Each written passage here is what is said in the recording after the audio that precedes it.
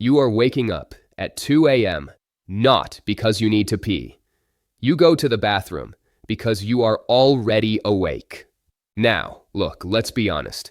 Sometimes the reason is simple and obvious. Your bladder is physically full. Fluid that built up in your legs all day, what we call edema, returns to your bloodstream when you lie down. That's simple hydraulics. That is a volume problem. But what if you don't have bad edema? What if you're already wearing compression socks? What if you're elevating your legs for an hour before bed, just like I've suggested? What if you get up, go to the bathroom, but barely anything comes out? You stand there frustrated, and your sleep is already gone, and you still wake up every single night, 2 a.m., 3 a.m., like clockwork.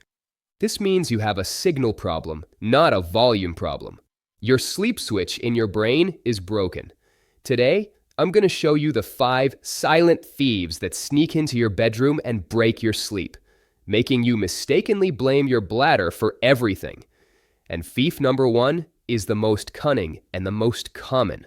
There are only 2 types of nighttime urination. Type 1, the volume problem. This is when your bladder is truly full, tight as a drum, and it's honestly waking you up because it's at capacity. How do you check? You have noticeable swelling in your ankles by the evening. You can press your thumb into your shin, and it leaves a little pit for a few seconds. That's it.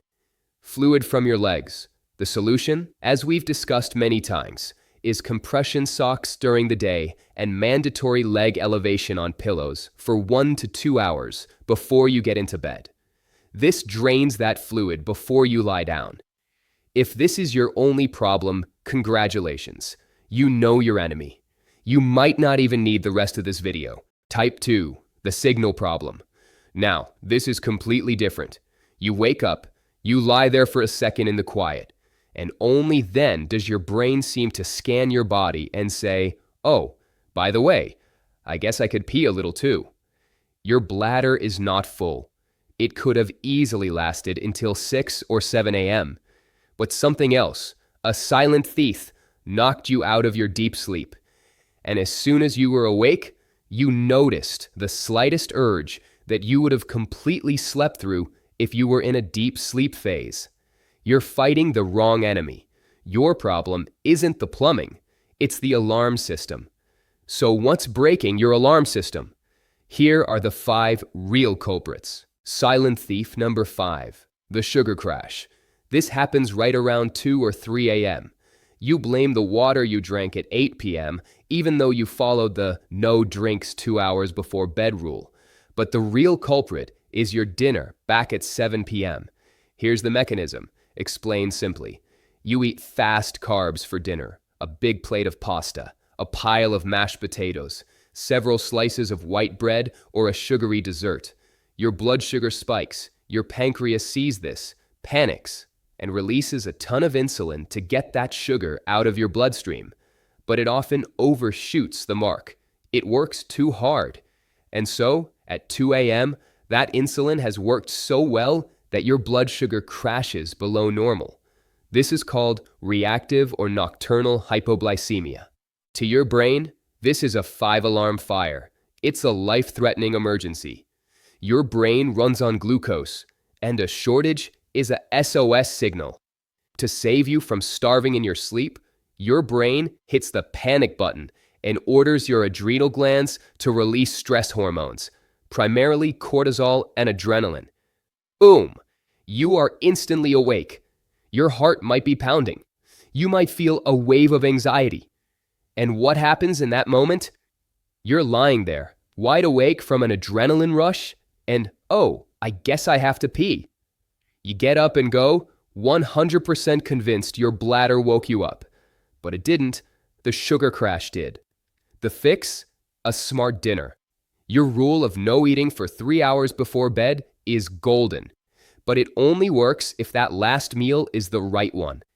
If your 7 p.m. dinner is just a simple plate of pasta or potatoes, you are setting a timer for a 2 a.m. sugar crash. Your last meal of the day must contain what I call slow-burning fuel. This means high-quality protein and healthy fats. These take 6 to 8 hours to digest, slowly releasing energy all night and preventing that blood sugar crash. In practice, make sure your dinner, the one you eat 3 to 4 hours before bed, stabilizes your sugar.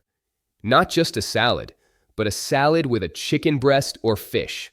Not just toast, but toast with avocado. Eat your portion of chicken, fish, tofu, or eggs. Add olive oil or a handful of nuts in the salad. This ensures your fuel tank doesn't run empty in the middle of the night. But what if your blood sugar is fine? You eat a good dinner and you still wake up? Well, then your stress hormone might be out of control for a completely different reason. Silent thief number 4, the cortisol false start. Cortisol isn't always bad. It's your natural alarm clock. It's your get up and go hormone. In a perfect, healthy world, its levels are lowest around midnight and hit their peak at 7 or 8 a.m. to gently wake you up, full of energy and ready for the day. This is your circadian rhythm. But for many of us, that rhythm is broken because of daytime stress, because of financial worries, or concerns about family. Because of the habit of watching the news right before bed, your brain gets the signal that the world is a dangerous place and it's not safe to relax. Your body is stuck in fight or flight 24/7. And so your broken alarm clock decides that 7 a.m. is too late. It goes off at 2:30 a.m. You get a premature spike of cortisol, and you're awake. You don't know why. You're just wide awake, often with your mind racing, full of to-do lists and worries. And again, well, since I'm up, I might as well go to the bathroom. You go, you get angry that you're awake again. And that anger, that anxiety just raises your cortisol even more. It's a vicious, vicious cycle. You are unintentionally training your brain to wake up at this exact time. The fix? The 2-hour wind down or a sleep ritual. This is non-negotiable. It has to become your rule. For 2 full hours before bed, you shut everything down. No news on TV. No arguments with family. No phone or tablet screens.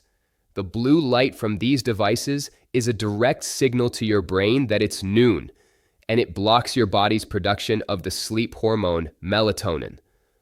What do you do instead? Dim the lights all over your house. Switch to warm, yellow light. Read the most boring physical book you own, not from a screen. Listen to calm, instrumental music. Do 10 minutes of light stretching. You must give your brain a clear, unmistakable signal. The alarm is off. The danger has passed. We are clear for landing. You have to teach your cortisol to stay quiet until morning. So you've managed your sugar. You're managing your stress. But you still wake up kicking the blankets off? All right, the next thief is even simpler. It's not in your head. It's in your bedroom. Silent thief number 3, the temperature trap.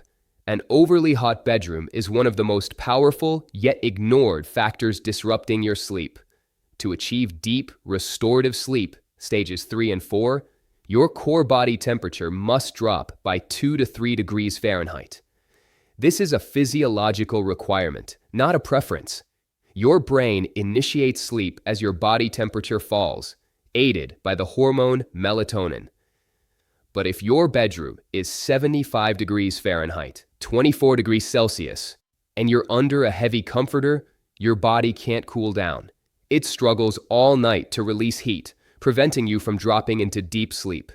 Instead, you float in a light sleep state where you hear everything, a creak in the house, a car door outside, and the slightest signal from your bladder, a signal you would have slept through if you were in a deep, cool sleep. The fix. According to sleep scientists, the ideal temperature for sleep is between 68 and 70 degrees Fahrenheit, 20 to 21 degrees Celsius. Yes, this is cool. Ventilate your room before bed and use breathable fabrics like cotton or linen. A simple trick: take a warm, not hot, shower an hour before bed. As you get out, your body rapidly radiates heat, causing your core temperature to drop faster and signaling to your brain that it's time to sleep. Now, we move to a far more dangerous thief. It's quiet, deadly serious, and a prime suspect for any man over 60, especially if you carry extra weight, have high blood pressure, or if your partner complains about your snoring. Silent thief number 2, hidden sleep apnea. Please take this one extremely seriously. Millions of men, millions, suffer from this and have no idea. You fall asleep, your body relaxes, and the muscles in your throat, your soft palate, relax so much that your airway collapses. You stop breathing. For 10 seconds, for 20, sometimes for a full minute, your brain goes into a full-blown panic. Your blood oxygen level plummets. Your brain is screaming, "We are not breathing. We are dying." And it slams the nuclear button. It orders your adrenal glands to release a massive jolt of adrenaline to force you to take a breath. You jolt awake, often with a loud snort or gasp. Your heart is pounding out of your chest. You're in a panic. And what's your first conscious thought? Oh, my bladder must have woken me up.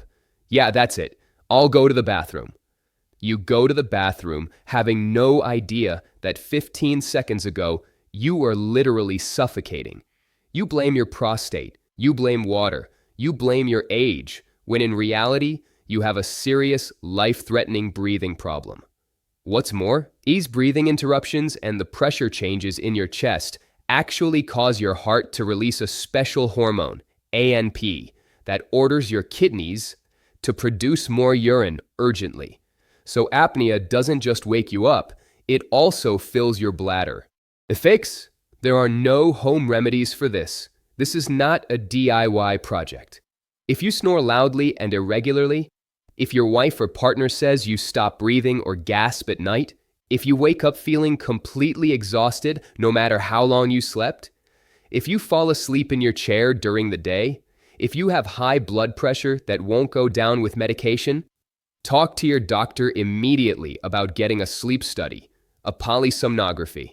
This is not a joke. Treating sleep apnea can not only give you your sleep back, it can save you from a heart attack or a stroke.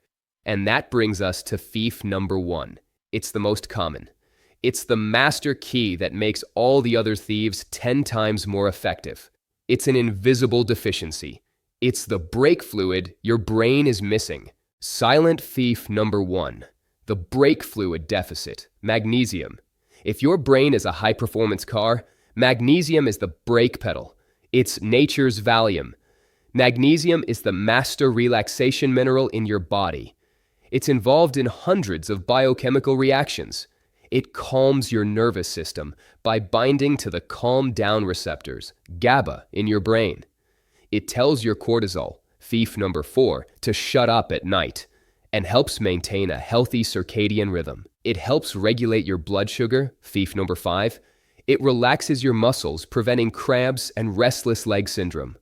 And yes, it relaxes the muscle wall of your bladder, allowing it to stretch elastically and hold more urine without sending premature panic signals to your brain. But here's the catastrophic problem.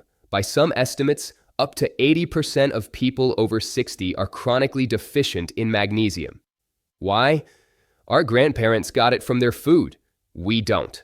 Our soils are depleted by modern farming. Our food is overprocessed. We drink coffee, tea, and alcohol, which all flush it out of our system. Many medications, like acid blockers or blood pressure pills, can also deplete your stores. Without enough magnesium, your brain simply cannot press the brake. It cannot maintain a deep sleep state. You wake up at 2 a.m. not because something woke you. You wake up because your brain could not keep you asleep. You simply fall out of sleep. You drift from deep to light to awake. And once you're conscious, you notice the urge. The fix? First, food. You must eat it every day. Dark leafy greens, spinach, Swiss chard, seeds, pumpkin, chia, sesame, nuts, almonds, cashews, fatty fish, avocados, dark chocolate. Second, talk to your doctor about supplements. This is very important. Not all forms are created equal. Magnesium oxide is cheap and barely absorbed. It just works as a laxative. Magnesium citrate is good, but can also be loose on the bowels. The form that is best for sleep and calming the brain is magnesium glycinate or magnesium threonate. It is highly absorbed and has a maximum calming effect on the nervous system. Stop fighting with your bladder. In 90% of these cases, it's just the messenger bringing you a note. It's not the enemy.